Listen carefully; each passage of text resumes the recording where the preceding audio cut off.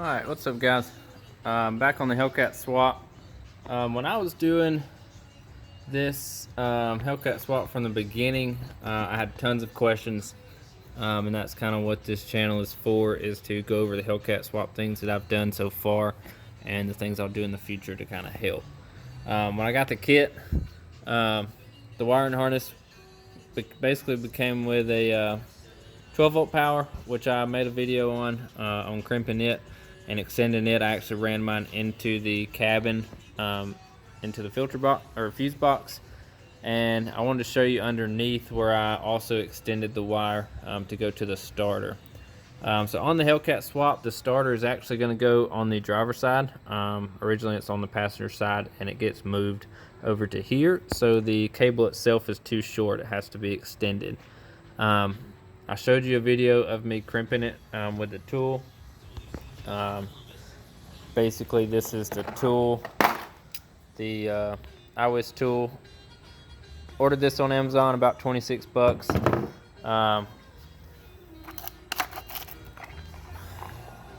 Basic heat shrink stuff from Harbor Freight. Can't really mess it up.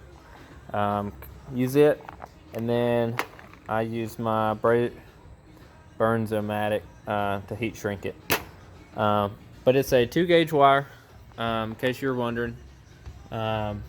Basically went to Home Depot, bought some extra wire, used right here, ordered some butt connectors that I'll show you. Ordered on Amazon, got some ring terminals and some 2-gauge butt connectors. Is what I'm using here to extend it and put the ring terminals on.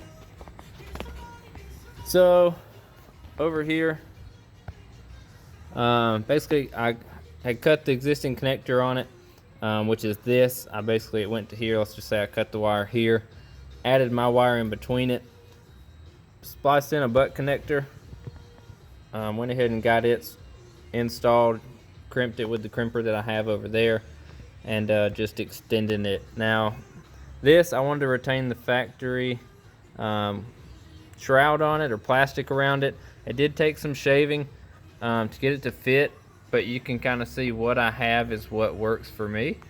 It was a solid ring, and I shaved all sides of it, underneath it, basically made one flat surface here. And I did that so that when you move it over and the starter is up here, you actually have your terminal up here on top. You can actually link it around and it'll hook right on here, and then you can bolt it on from there. So what I did was I actually went to AutoZone, O'Reilly's, got some cheap, it wasn't cheap, $15 heat shrink, or kind of heat shield for being around an exhaust. I believe this was the 3/4 size for this 2-gauge wire that I used, and I used a smaller one for this solenoid wire. So put that on both of those, extended the wire.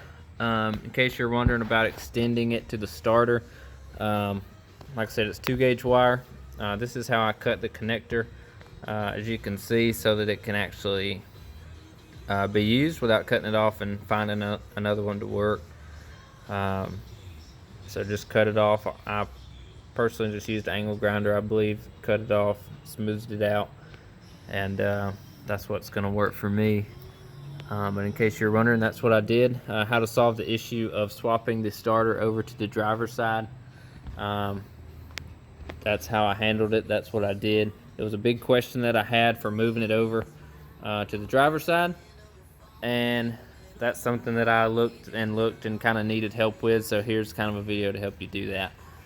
Basically run to Home Depot, get your 2-gauge wire, order some splice, butt connectors and ring terminals, and a crimper for 26 bucks and some change, and that will take care of your part there to get it swapped over to the driver's side.